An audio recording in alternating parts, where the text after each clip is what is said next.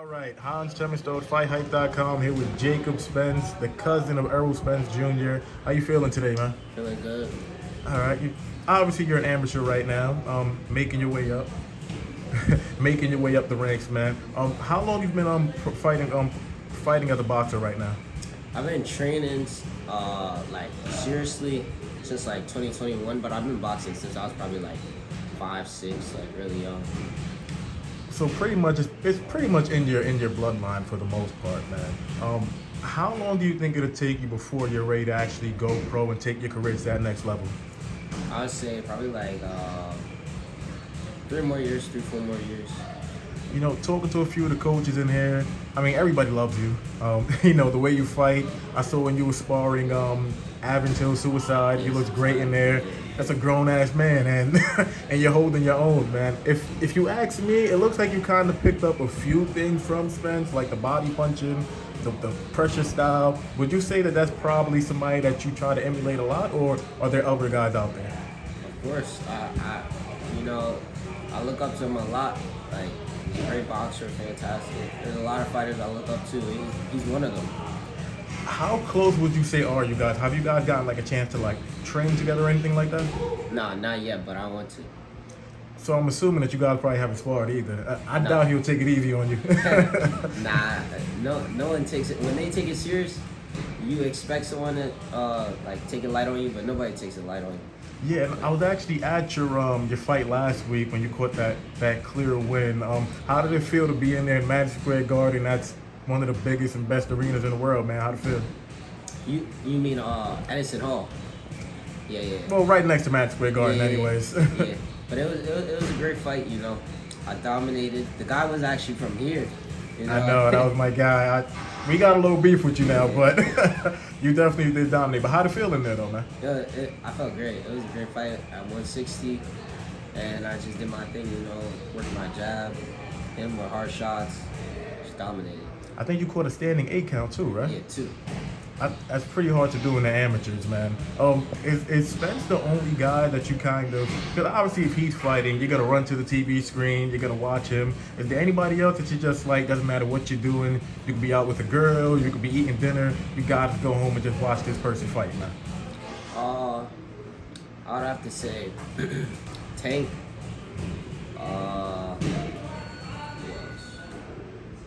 Really Tank. Honestly. Your favorite guy out there right now? Everyone else, I could fall asleep on the fight or whatever. But Tank, I'll stay up at night, stay up till 11 and watch it. It's through no fault of your own, but since you are related to Errol Spence Jr., the attention you're gonna get, when you keep building your name up, and eventually when you turn pro, the pressure is gonna be ridiculous, man. If that's something that you're smiling now, it's gonna be a lot, man. If that's something that you're just also kind of preparing yourself for a little bit. Well, then again, I do feel like I'm my own person, so it's however I make it look, I'm gonna be raw. So take me for what you want. I am related to him, we are blood, but you gotta see me for me, and I'm coming to work. For sure, 100%, man.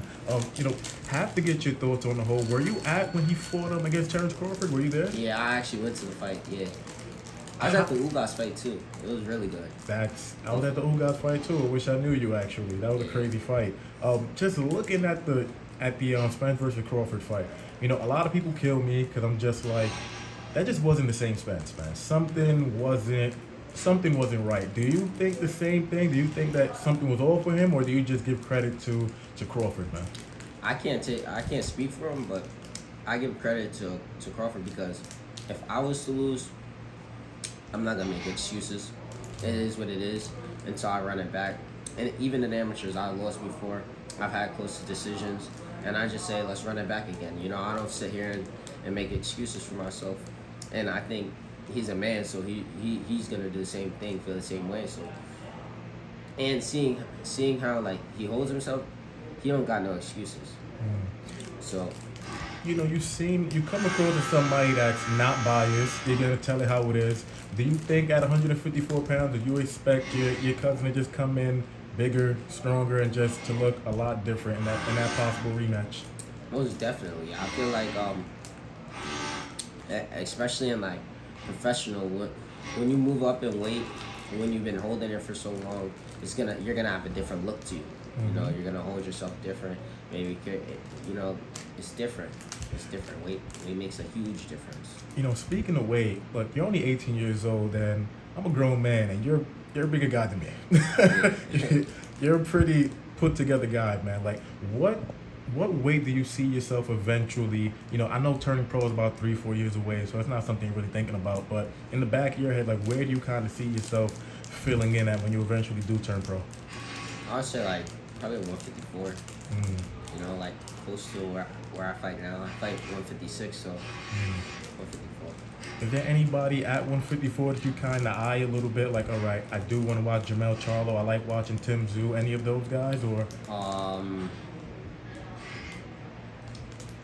Honestly, not really. That division, you know, it's not really popping. Like, boxing isn't really popping until like more of the new guys like show face. You know, you gotta wait a couple more years. I feel like right now, like we're at the tails end of like the previous generation. So you just gotta wait till the new guys come in, and then you can really sit there and be like, yo, now I wanna fight him. Where do you get like the whole humility from, man? Like, you're very a soft-spoken kind of guy, very chill, not really like, I don't want to say talkative, but you're not the type of guy that's like talking a lot of shit, man. In a lot of ways, you have kind of like the same mannerisms as Spence, actually. Like, where do you kind of get that from, man? I don't know, maybe it's just the sport. Like, when you take the sport very serious, you know, you gotta have patience. You know, that's really it. It's just from the sport, doing the sport. Gotcha. And just my last question, obviously, family right here. You know, definitely one of his coaches for sure. Yep. What are some of the things in your overall game that you feel like you need to improve on before taking that next step now? Experience. I just need a lot more fights. As many fights as I can. Keep on going to the nationals and learning as much as I can. Do you have any fights coming up this year, or? This year I had 11 fights. Do you have any more coming up before the year comes to an end? Yeah, I'm going to nationals in December. Gotcha. Where's that going to be? I'll let the people know so they know where to follow you. Lafayette, Louisiana. Gotcha. If you have like any social media handles, because a lot of people will probably want to follow you, man. Any social media handles on Twitter, Instagram? What do you got? Instagram, Jacob J. Spence. Gotcha. Cool. Appreciate you, brother.